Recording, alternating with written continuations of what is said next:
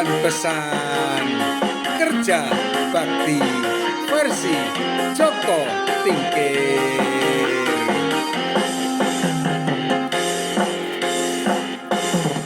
Ayo dulur kerja bakti kanthi ikhlas tuluse ati, bangun masjid ben enggal dadi, muga Gusti ngijabahi, muga Gusti ngijabahi.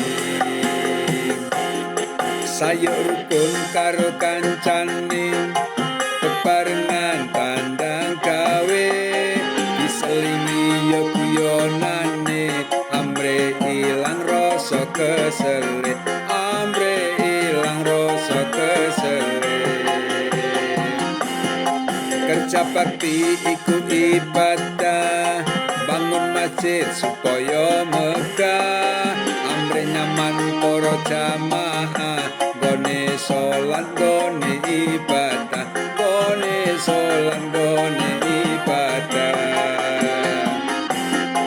Kerja bakti penuh semangat, ora lali tansah munajat, dateng Gusti akarya jagat, muga Gusti maringi rahmat, muga Gusti maringi rahmat.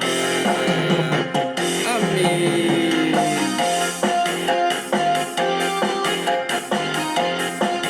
Semangat kerja bakti, semangat bangun masjid, muga-muga Gusti kang kuwasa tansah ngijabahi.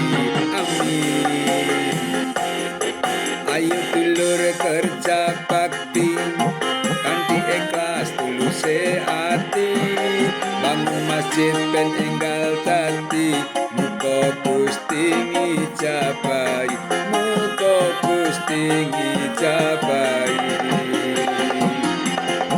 Sayo rukun karo kancane, bebarengan kandang gawe, diselingi yo guyonane, amre ilang rasa kesele, amre ilang rasa kesele. Kerja bakti iku ibadah, bangun masjid supaya megah, amre nyaman para jamaah, gone sholat gone ibadah, gone sholat gone ibadah. Kerja bakti penuh semangat, ora lali tansah munajat, dateng Gusti akarya jagat, muga Gusti maringi rahmat, muga Gusti maringi rahmat. Ayo dulur kerja bakti kanthi ikhlas tuluse ati, bangun masjid ben enggal dadi, muga Gusti ngijabahi, muga Gusti ngijabahi.